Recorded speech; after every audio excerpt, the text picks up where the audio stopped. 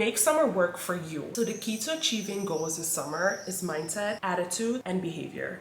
That's it. I'm very excited to be talking about this topic because it's super relevant. Like, everyone that I talk to these days is mentioning how difficult it is to stay on track in summer. Rightfully so. You can hear the birds chirping. It's the most romanticized season of all. We spend a lot of time outside with our friends. We're going to festivals. We're spending more money than we intended to. At the same time, we have goals that we set out for ourselves at the beginning of the year. As fun as it is, there is this big risk of just losing track of your goals.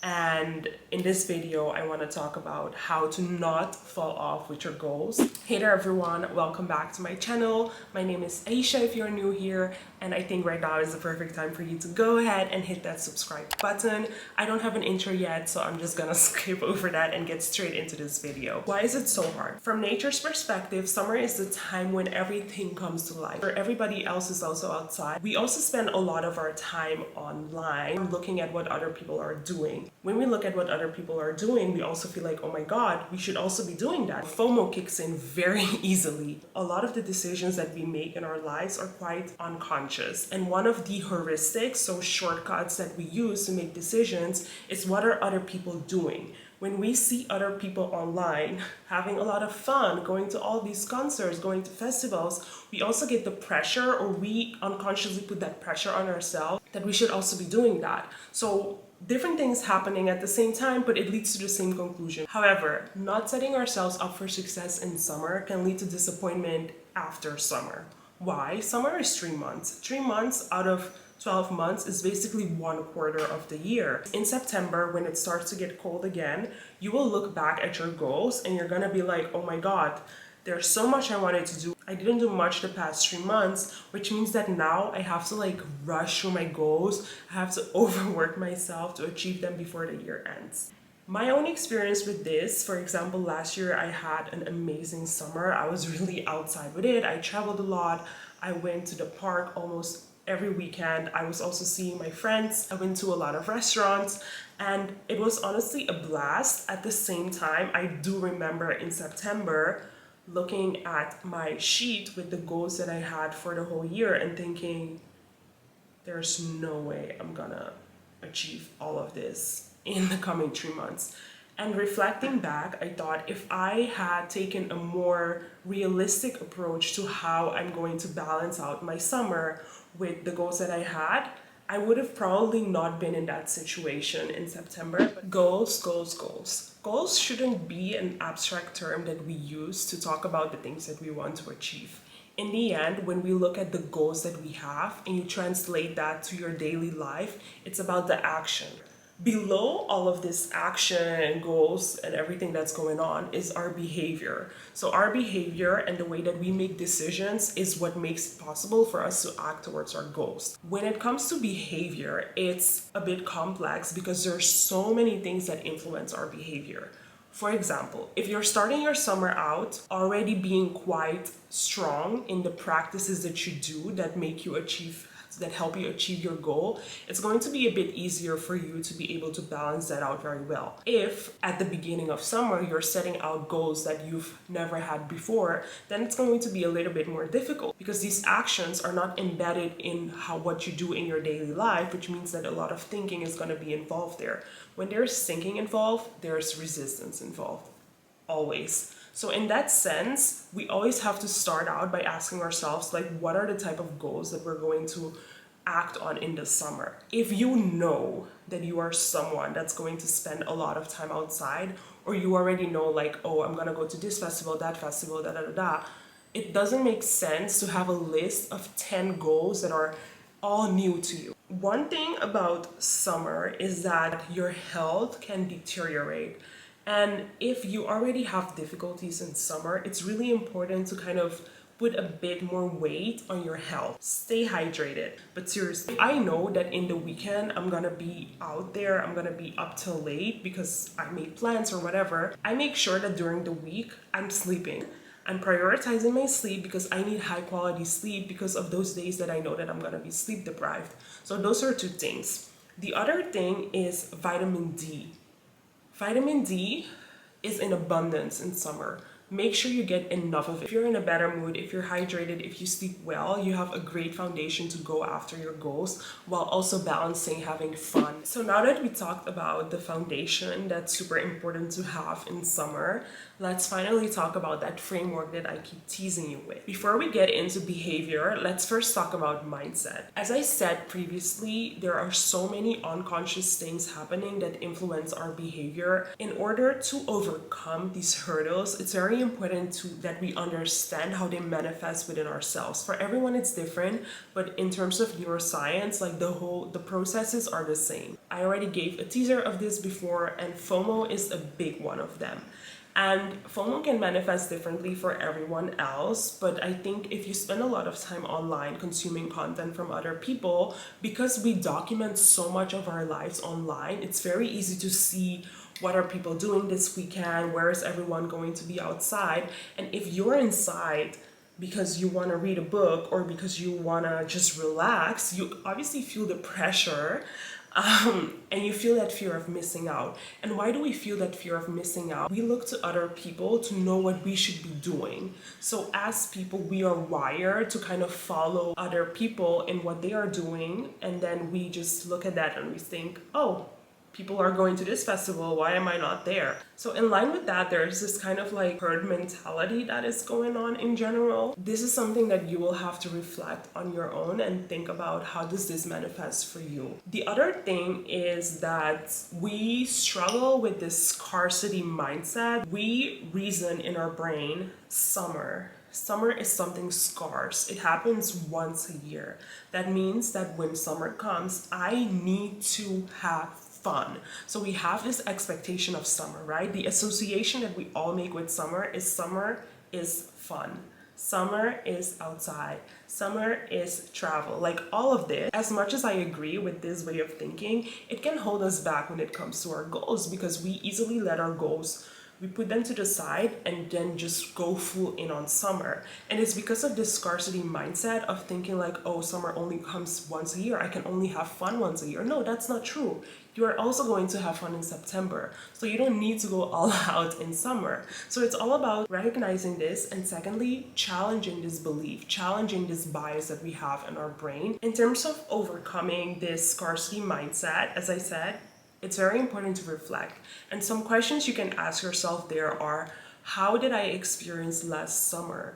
Given that we have these biases like FOMO and scarcity mindset, how did that hold me back last summer? And how did I feel in September when I look back at summer and I also look at the goals that I have for myself?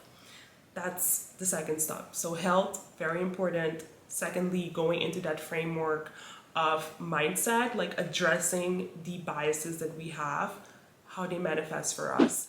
Now that we address mindset, let's talk about attitude. So attitude within behavioral science is a very important pillar to actualize goals. If you think about it, in times in which you had a bad attitude towards a situation, it 100% manifests in you having negative beliefs about the situation. You interpret it in a negative way, maybe because your beliefs were negative about it and the reality that you created around it, you maybe didn't take the action anymore, you gave up. So having the right attitude is so important, because summer, as I said, it's so easy to fall off that not having the right attitude towards your goals and towards summer in general, you're gonna set yourself up for failure. I feel like we often, as people, we leave our attitudes so unchecked. Like we're so quick to check someone else on their attitude and how they are treating us. But when it comes to checking ourselves, like we just don't do it because it's much more fun, I guess, to check other people's attitude.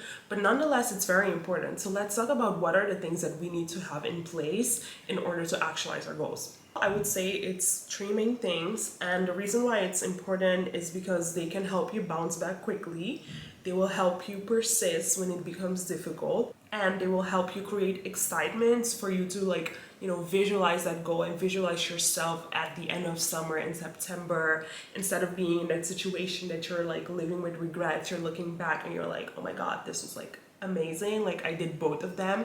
So let's talk about them. The first one is belief. I know, belief. Like, believe in what? Believe in yourself and like your ability to achieve your goal. That your goal is attainable, that your goal is easy to you, that it's yours. I think a lot of times when we think about goals, we see them as like something outside of ourselves. So if we think about, I wanna work on my fitness this summer, we think about this fit person not being us, but we think of it as being like someone else. No, it's you. And the way to actualize it is actually to practice and to go to the gym often and to make adjustments in your diet, right? So that's the core of it all. But if you don't believe that this is something that's part of you, then it's going to be a bit difficult when you encounter these hurdles in summer to like persist with that goal, because you simply don't believe that it's you. But no, it's you. It's only you. The goal is yours. You just have to like find a way and find hurdles and find a way to believe that this person is you. Just because you had a story previously doesn't mean that you cannot create a new story. And it doesn't mean that because you failed 8 times that you cannot try a 9th time and have the same level of belief. And belief is very important for your attitude, of course, because if you don't believe, then you're just gonna give up. And if you're gonna give up already, you might as well not try, right?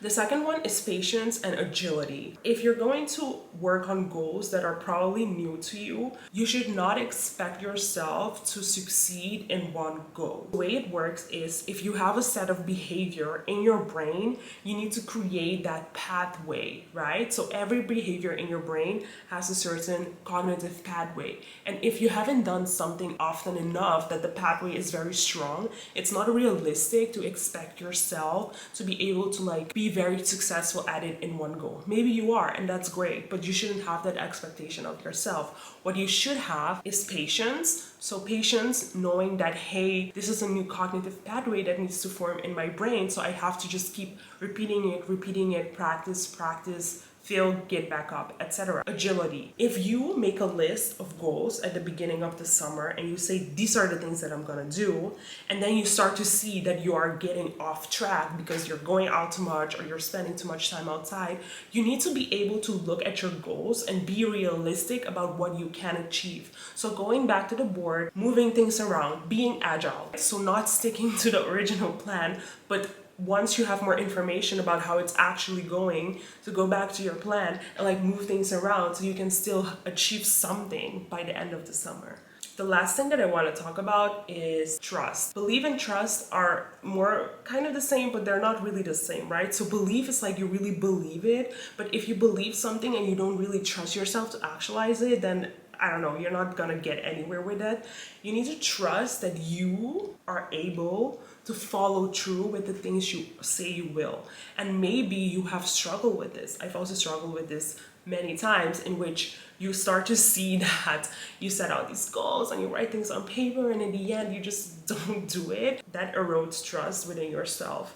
However, it's very important to know that you only have yourself, right? In the end, nobody is going to be able to follow through. So you need to trust that you're able to actualize the things that you really want. All right, so finally it's time to talk about the more practical stuff of how we are going to plan things in a way that's going to set us up for success. Over the years, I had to learn how to put the things that I want to do in writing and like be very concrete about what it means. So for me, being fit this summer means going to the gym twice a week, and this is what I'm going to work towards. When it comes to your goals, before you get into planning, you first need to know what are they. Not everyone has a list of goals that they put for themselves at the beginning of the year, but it's not too late to get to that point. What a lot of people that I've spoken with have is a mood board. And when it comes to mood board, I think it's a really fun and creative way to visualize your goals because it's already like in images. So what you have to do here is, one, go to your mood board right now. Look at the images that you've saved for yourself at the beginning of the year, or look at that list of goals that you've had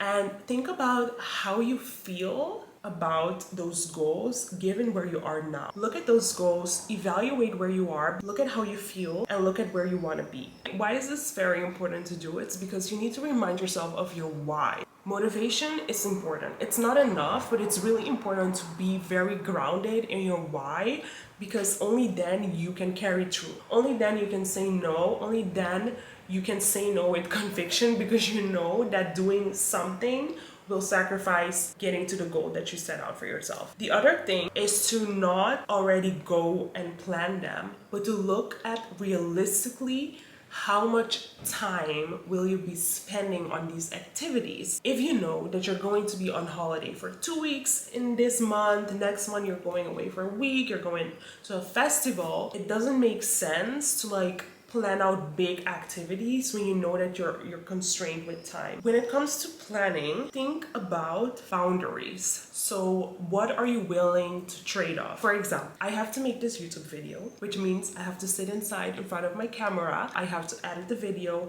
I have to make a thumbnail. This takes time, correct? Which means that I cannot be outside during that time. At the same time, I really want to see my family because they are here for a very short time and I don't get to see them a lot. I know already that I'm not gonna not go through with making the YouTube video. I'm gonna do it and I want to see my family. Given the coexistence of these two things, what is the sacrifice that I have to make? That means that I'm not gonna spend my Saturday morning cleaning my house, because although I want my house to stay clean, I also want to make the video and I want to see my family. So this is an example of what it means to set trade-offs, and you need to be very clear to set boundaries with yourself. What are the things that you're willing to sacrifice and what are the things that you're not willing to sacrifice? It's very hard to say no to people in summer. Like, our moods is great. We're like in this heightened state of existence. We just want to be out there and have fun. And if you're not clear with yourself, like what are the things that you're willing to trade off and what are the things you're not willing to trade off, you will easily fall in the trap of saying yes to everything and forgetting about yourself until September comes. What is the next thing to do here? You need to plan moments of check-in with yourself. I usually do this once a month. I go to my board and I check, oh, where am I? How am I tracking with my goals that I set? And if I see that I'm not doing well with a goal, then I know, oh, I need to put more gas. I don't know if that makes sense.